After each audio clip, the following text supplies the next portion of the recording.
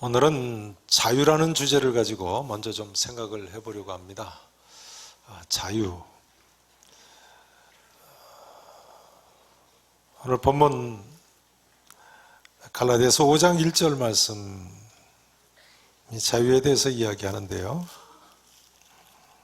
그리스도께서 우리를 자유롭게 하려고 자유를 주셨다. 그러므로 굳건하게 서서 다시는 종의 멍에를 매지 말라.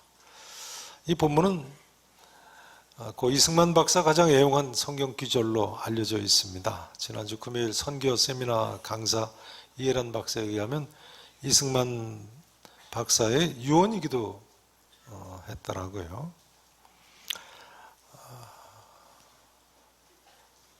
그러니까 이승만 박사 해석에 의하면 이 구절이 정치적인 자유까지를 의미하는 것으로 본 것입니다. 정치적인 자유죠.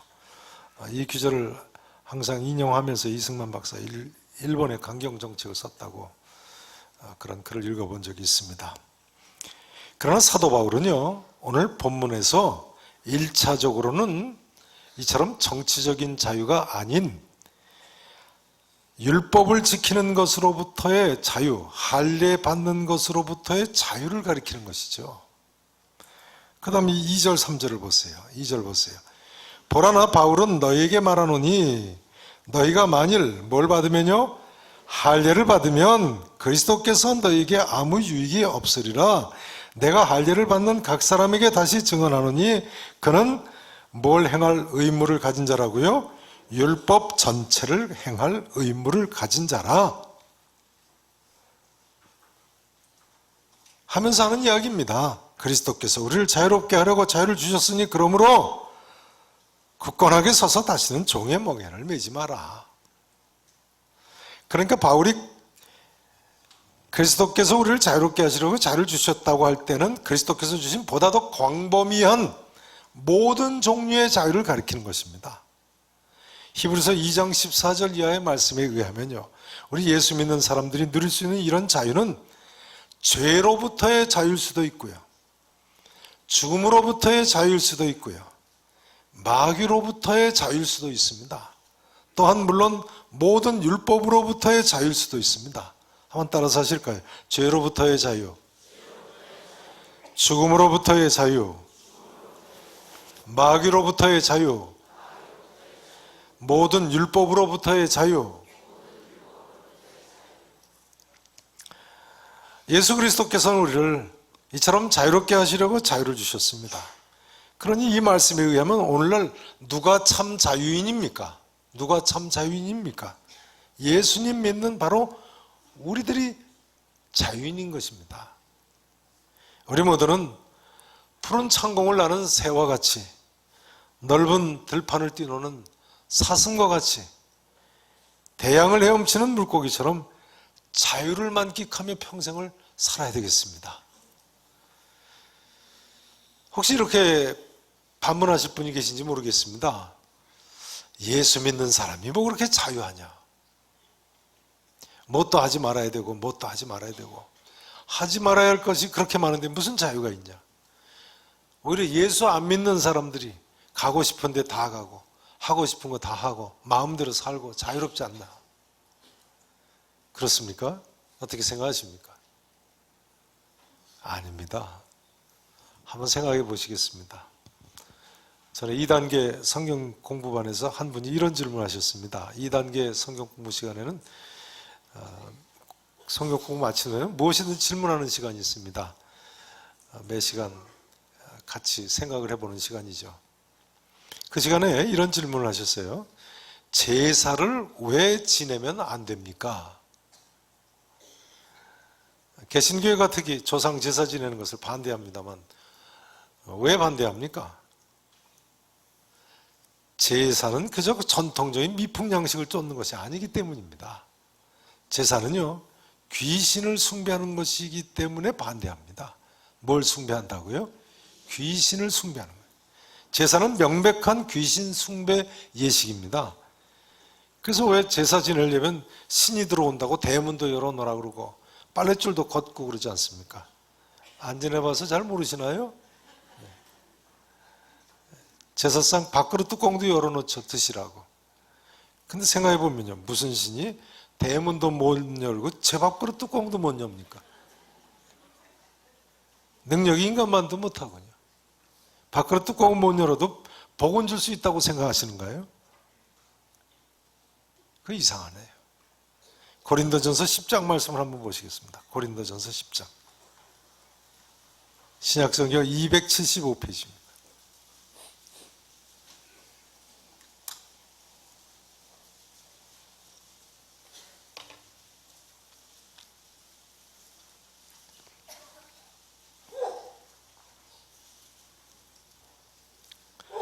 (10장) 20절 말씀을 함께 읽어보시겠습니다. 10장 20절 275페이지입니다. 자, 같이 함께 읽어보시죠. 무릇 이방인이 제사하는 것은 귀신에게 하는 것이요 하나님께 제사하는 것이 아니니 나는 너희가 귀신과 교제하는 자가 되기를 원하지 아니하노라. 다시 보세요. 무릇 이방인이 제사하는 것은 누구에게 하는 거라고요? 누구에게 하는 거라고요? 귀신에게. 그러니까 제사는 지내는 흉내도 내면 안 되는 것입니다. 데살로니가전서 5장 22절에 보면 악은 어떤 모양이라도 버리라고 하지 않았습니까? 여러분, 인간이 죽어서 신이 될 수 있습니까? 인간이 죽어서 신이 될 수 있습니까? 다시 이야기하자면요, 어떤 사람이 죽으면 귀신 한 마리가 더 늘어납니까? 그렇지 않습니다. 성경의 가르침에 의하면요, 귀신은 타락한 천사입니다. 마귀는 타락한 천사장이고요. 반면에 인간의 영혼은 사람이 죽으면 우리가 사는 이 세상에 머물지 않고 즉시 천국이나 지옥으로 갑니다. 지상에는 없습니다. 전도서 3장 21절에 보면 인생들의 혼은 위로 올라간다고 되어 있습니다. 인생들의 혼은 위로 올라가느니라. 그러니까 우리 영혼은 죽은 후에 이 땅에 왔다 갔다 하면서 제사밥이나 얻어먹고 사는 존재가 아닌 것입니다. 이야기가 난 길에 조금 더 다루겠습니다.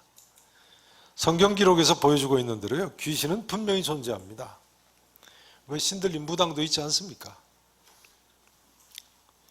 그럼 용한 무당 능력 있는 것 보면 무당한테 가서 빌어야 될까요? 그렇지 않습니다. 귀신은요, 때로는 뭔가 인간에게 도움을 주는 듯 싶기도 합니다만 마침내는 인간을 비참하게 만듭니다. 괴롭힙니다. 예를 들어볼까요? 좋은 남자가 있어도 궁합 안 맞아서 결혼 못하는 경우가 얼마나 많습니까? 그런데요, 한번 여쭤볼까요? 저희 집사람하고 제가 결혼할 때 궁합 봤을까요? 안 봤을까요? 안 봤어도 괜찮게 살고 있습니다. 미신을 믿는 사람들은 때로는 좋은 집이 있어도 살이 꼈다고 이사를 못 가죠. 서쪽으로 가면 죽는다, 뭐 동쪽이나 북쪽으로 가면 괜찮다, 남쪽으로 가면 올해는 운수 대통한다. 여쭤볼까요? 제가 계산교회 올 때 방향 보고 이사 왔을까요? 그냥 왔을까요? 참 예수 믿는 사람들은 이런 얽매임에서 자유해서 좋습니다. 미신 섬기는 사람들은요, 올여름에 물 조심해야 한다고 하면 바닷가에 근처도 못 갑니다. 한 해 내내 물만 보면 그 말이 생각나요. 저 물에 혹시 빠져 죽는 거 아닌가?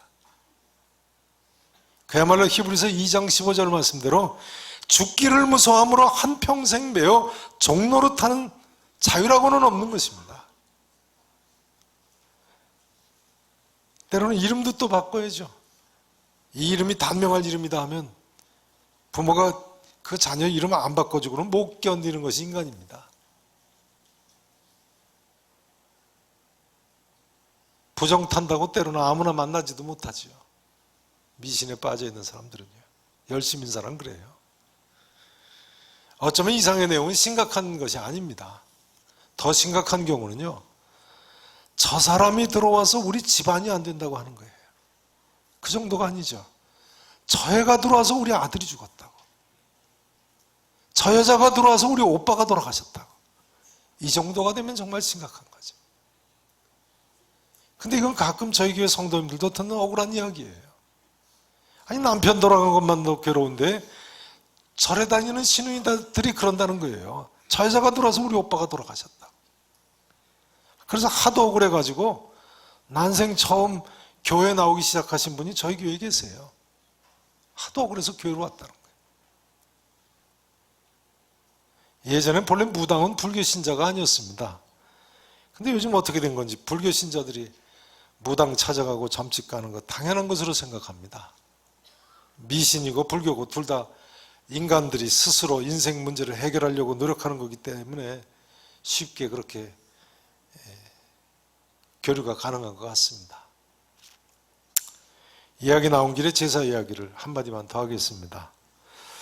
혹시 이렇게 질문하실 분이 계신지 모르겠습니다. 그래도 제사에 순기능이 있지 않느냐.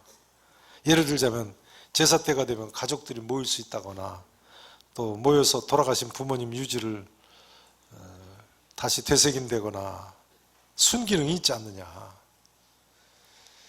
그러나 기독교에서도요, 추모일이면 원근 친척 형제들이 다 모이고 추모 예배를 드리고 부모님 유지를 더할 나위 없이 되새길 수 있습니다. 요는 이것입니다. 하나님께서는 우리가 자유하기를 원하신다는 거예요. 자유하기를 원하신다는 거예요. 예수 그리스도께서 우리를 자유롭게 하시려고 십자가에 돌아가셨습니다, 여러분. 다시는 종의 멍에를 매지 마시기를 진심으로 축원합니다. 13절에 보면요, 우리는 심지어 자유를 위해 부르심을 입은 사람들이에요. 우리가 뭘 위해서 부르심을 입었다고요? 자유를 위해서요. 예수님께서 우리를 구원하신 것은 자유하게 하시려고 구원하신 거예요. 아무쪼록 이 아침에 예수 그리스도를 믿으심으로 하나님께서 주시는 이 참 자유를 일평생 누리면서 사실 수 있기를 진심으로 축원합니다. 이제 사도 바울은 이처럼 자유를 얻게 된 우리를 향해서 또 이렇게 명령을 합니다. 13절 말씀을 같이 한번 읽어보시죠. 13절 말씀. 자, 함께 읽으십니다. 시작. 형제들아, 너희가 자유를 위하여 부르심을 입었으나 그러나 그 자유로 육체의 기회를 삼지 말고. 아멘. 따라서 하실까요? 오직 사랑으로 서로 종노릇하라. 이를테면 우리는 자유인이기는 하되 사랑으로 서로 종노릇해야 하는 자유인이며 동시에 종인 사람들입니다. 따라서 하실까요? 사랑으로 서로 종노릇하는 자유인. 성도 여러분, 성도는 사랑으로 서로 종노릇할 때에야 비로소 참 자유를 누릴 수 있는 것입니다. 세상 나라에서 법을 지켜야 자유를 누릴 수 있듯이요, 하나님 나라에서도 지켜야 할 법이 있습니다. 그 법은 오직 한 가지, 사랑의 법입니다. 내 이웃 사랑하기를 내 자신과 같이 하라 하신 이 한 가지 법입니다. 여러분, 이 이웃 사랑 안에서의 자유를 맛보며 사시기를 축원합니다. 오늘 해외 선교 헌금 작정과 비전 헌금 작정을 합니다만 이 헌금을 드리면서도 여러분 이런 자유를 맛보시기를 바랍니다. 사실은 해외 선교 헌금, 비전 헌금 전부 다른 사람 위해 드리고 궁극적으로는 하나님을 위해서 드리는 거죠. 여러분, 우리는 내 이웃 사랑하기를 내 자신같이 하라는 명령을 받은 사람들입니다. 우리가 하나님의 이 명령을 행할 때만 사실은 참 자유를 맛볼 수가 있는 것입니다. 교회 청소하시는 분들이요, 청소하시면서 겪는 고충이 있다고 한번 저한테 직접 하시던 말씀을 들은 기억이 있습니다. 청소를 하다 보면 간혹 마시던 커피 가든 종이컵 구석진 곳에다 놓고 가시는 분이 계시다는 거예요. 근데 청소하다가 자칫 건드리면 이제 커피가 쏟아지는 거죠. 어떤 분은 또 의자 밑에 씹던 껌을 붙여 놓으시는 분들이 계시다고 그래요. 글쎄요, 뭐 커피나 씹던 껌 조금 이따 갖다 버리려고 했는데 깜빡 잊어버려서 그러시나요? 어쨌거나 그런 건 책임을 지셔야 됩니다. 네. 죄송한 이야기입니다만 예전엔 어떤 분은 요구르트 통이나 우유통에다 애기 소변을 보게 하고는 그걸 갖다 예배당 구석진 데 싹 놔둬가지고 청소하다가 그걸 쏟으셨다는 분이 계세요. 사실은 생각해보면 편한 대로 그렇게 하시는 것도 자유는 자유죠. 그것도 자유는 자유예요. 의자 밑에 씹던 껌 붙이는 것도 자유예요, 아니에요? 그건 내 자유죠, 뭐. 그러나 사랑의 법에 어긋나지 않습니까? 모든 것이 가하나 모든 것이 덕을 세우는 것이 아닙니다. 자기의 유익을 구하지 말고 남의 유익을 구해야 한다니까요. 오직 사랑으로 서로 종노릇하시기를 바랍니다. 우리 인간은요, 13절 말씀에 보시는 대로 그리스도께서 주신 이 자유를 자칫하면 육체의 기회로 삼을 수가 있어요. 17절 표현을 빌리자면 육체의 기회, 육체의 욕심이라고 돼 있지요. 육체의 욕심을 이루며 자칫하면 살 수가 있어요. 내 죄성이 원하는 대로, 내 편한 대로, 내 중심으로만 살 수가 있어요. 19절 말씀 이해 한번 보세요. 19절 보세요. 육체의 일은 분명하다고 하면서요, 일일이 나열을 합니다. 곧 첫 번째가 뭐라고요? 음행이요. 두 번째는요, 더러운 것. 세 번째는요, 호색. 이 세 가지는 성적인 범죄를 가리킵니다. 육체의 일. 그 다음 보세요. 네 번째는 뭐라고요? 우상숭배. 다섯 번째는요, 주술. 자, 이것은 우상숭배와 관련된 두 가지입니다. 그 다음 보세요. 여섯 번째가 뭐죠? 원수 맺는 것. 일곱 번째는요, 분쟁. 여덟 번째는요, 시기. 아홉 번째는요, 분내는 것. 열 번째는요, 당짓는 것. 11번째는요, 분열하는 것. 12번째는요, 이단. 13번째는요, 투기. 이런 것은 사회적인 죄악을 8가지를 들고 있습니다. 15절에서는 이 사회적인 죄악을 서로 물고 먹는 것으로 표현하고 있습니다. 만일 서로 물고 먹으면 피차 멸망할까 조심하라. 자, 그 다음 또 육체의 일, 어떤 일이 나와 있습니까? 술 취하는 것. 그 다음은요, 방탕하는 것. 이건 알코올과 관련된 죄악 두 가지군요. 계산의 성도 여러분, 이제부터 이런 육체적인 욕심으로부터 참으로 자유하실 수 있기를 축원합니다. 그래서 그리스도께서 내게 주신 이 자유를 가지고 이웃을 사랑하며 살면 얼마나 좋겠습니까? 그것이 하나님 뜻입니다. 하나님 뜻이에요. 하나님께서는 이처럼 개인뿐만 아니라 또한 민족적으로도 우리에게 자유를 주기를 원하십니다. 일제 36년이나 북한 땅에서 보듯이 민족적으로 자유가 없이는 개인의 자유란 또한 있을 수가 없는 것이니까요. 민족적으로 자유가 없으면, 나라의 자유가 없으면 개인이 자유를 누릴 수 있습니까? 없어요. 그러니까요, 독일의 히틀러나 일본 제국주의나 공산 독재 정권들은 사실은 망할 수밖에 없습니다. 왜냐하면 하나님께서 사람들에게 자유를 주시는 것이 하나님 뜻이기 때문에 그렇습니다. 인간의 자유, 기독교가 이야기하는 이 자유는 그 어떤 정치적 이념도 독재도 막을 수가 없는 것입니다. 1917년 제정 러시아가 볼셰비키 혁명으로 무너졌죠. 그리고 나서 소련 공산당 치하에서는 기독교인들이 다 없어진 줄 알았습니다. 무실론 공산당이 기독교인 수백만 명을 죽이고 수천의 교회를 다 불살라버렸습니다. 종교는 미신이라고 해서 이제 종교라는 미신은 없앴다고 자부를 했습니다. 그 기독교인이 다 없어진 줄 알았어요. 근데 오늘날 어떻게 됐습니까? 1990년부터 러시아에서 시작된 종교의 자유 결과예요. 현재 러시아의 기독교인 수가 66.9%나 됩니다. 10명 중 7명이 예수 믿는 사람이에요. 물론 대부분 동방정교의 교인들입니다만 개신교도만도 174만 명이나 된다고 그래요. 중국은 어떻습니까? 1958년 소위 삼자운동, 1966년 문화대혁명으로 모든 교회가 핍박받고 지하로 숨어들고 예수 믿는 사람들 감옥에다 갖다 가뒀습니다. 그러나 1978년에 등소평 집권 이후 서서히 종교박해가 완화가 되면서요, 현재 14억 인구 중에 기독교인이 7.9%, 1억 500만 명이 넘는 것으로 추정합니다. 1억 명 이상의 기독교인이 중국 땅에 있다는 거예요. 북한은 어떻습니까? 오늘까지 한 주간 해외 선교 세미나 기간에 올해는 북한 선교 세미나를 진행하고 있는데요. 북한은 어떻습니까?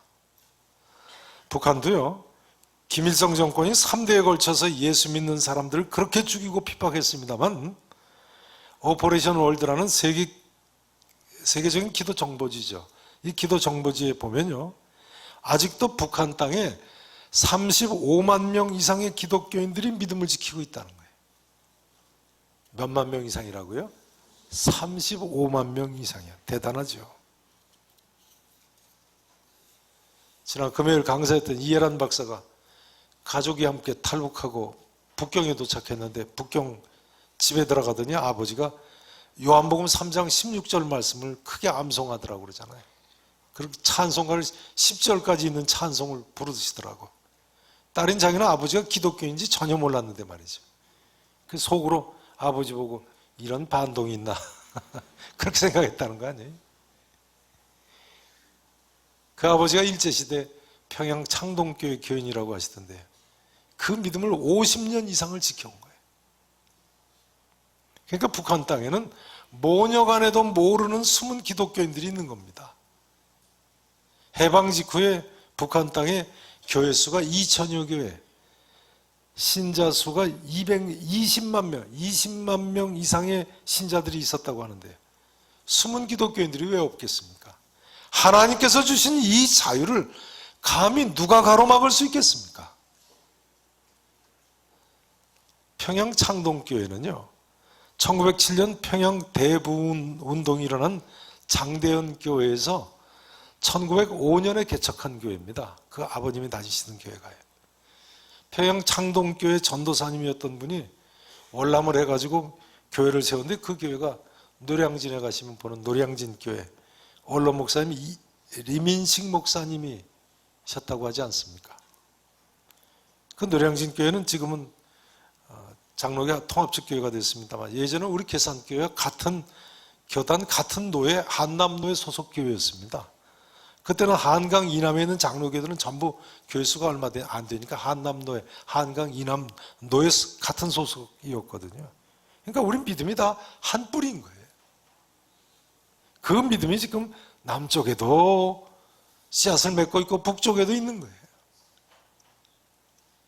이제 말씀 증거를 마쳐야 되겠습니다. 인생들에게 있어 가장 귀한 복은 자유입니다. 그렇게 생각하시죠?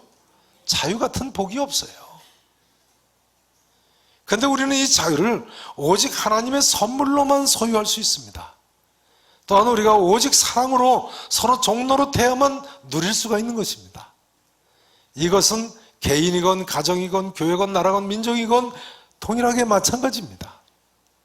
서로 사랑해야만 이 자유를 누릴 수가 있는 거예요. 아무쪼록 우리 모두가, 우리 교회가요, 우리 나라와 민족이 하나님께서 주신 이 자유를 육체의 기회로 삼지 말고 예수님을 잘 믿어서 사랑으로 서로 종노릇해서 전 세계에 다시 한 번 더 하나님의 영광을 떨칠 수 있기를 우리 구주 예수 그리스도 이름으로 간절히 축원하겠습니다.